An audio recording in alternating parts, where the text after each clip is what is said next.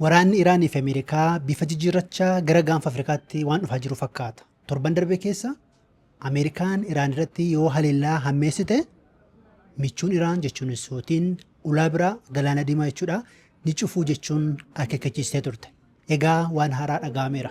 Hidhattooti Huutii Yaman keessaa Saawud Arabiyaa irratti uggura geejiba galaanarraa labsuu isaanii beeksaniiru. Saawudiin kanaan hin gammanne deebii akka kennitus dhaadatteetti. Viidiyoo kana keessa waan adeemaa jiru waliin dubbanna. Hidhattoonni Huutii mormii kana irratti taasifamu kamiifuu deebii akka kennan dhaadataniiru.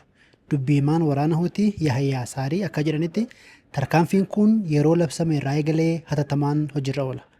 Sababni kana godhaniif Saawudiin waggoota hedduuf buufata doonii fi xiyyaaraa kaaba dhiha Yaman naannolee Huutiin to'attu irratti uggura kaa'uu ishee haaloo ba'uufii jedhameera.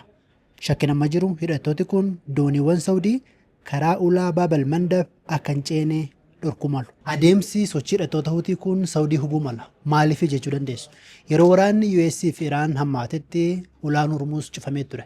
Yeroo Saawudiin karaan biraa isheen boba'aa ishee gabaa addunyaaf dhiyeessaa turte karaa galaana diimaadha. Ammattis haalli jiru Iraanii fi US gidduu walitti bu'iinsa yookiin immoo waraanni hammaatee tufeera. Ulaan Hormuuz danqameera. Yeroo kanattidha hidhattooti kun murtee kana kan dabarsan. Ministeerri dhimma alaa Saawudii akka beeksanitti Saawudiin seera idil addunyaa bu'uura godhachuun tarkaanfii barbaachisu akka fudhattu beekseera. Mootummaan Saawudii fi hidhattooti Huutii bara 2022 waliigaltee irra ga'aniiru. Haa ta'u malee booda kana keessa dubbiin hammaachaa yoo naga'e.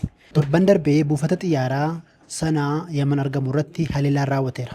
Badii kanaaf hidhattooti Huutii Saawudii himatan. Mootummaan Yaman Saawudiin deeggaramu immoo haleellaa kana kan raawwate isa akka ta'ee fi kaayyoon isaas xiyyaaronni Iraan eeyyama malee akka hin qubanne dhorkuuf akka ta'e dubbatee ture.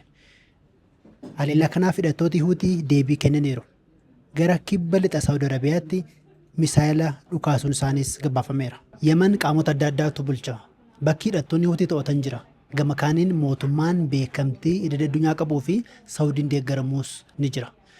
Saawudiin keessuma bara 2014 biyyoota kaan of duuba'ansuun Yaman keessatti lola banteetti.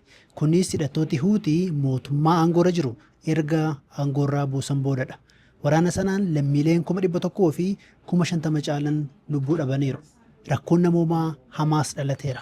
Hidhattooti Huutii Saawudiin waggoota 12f uummata Yaman cunqursaa fi uggura haqa hin qabneen dararaa turte jechuun himatu. Tarkaanfiin isaanii kunis kan ija nu jaamsee ija jaamsinaa akka jechuuti jechuun ibsaniiru. Yahyaa Saarii dabalataan Saawudiin yoo tarkaanfii waraanaa fudhatte gareen Huutiis deebiin isaa daran cimaa fi gaagaa akka ta'e akeekkachiisaniiru. Waldura dhaabbannaan Saawudii fi hidhattoota Huutii yoo hammaate garam qajeeluu danda'a kan jedhu ammatti dubbachuun nama dhiba.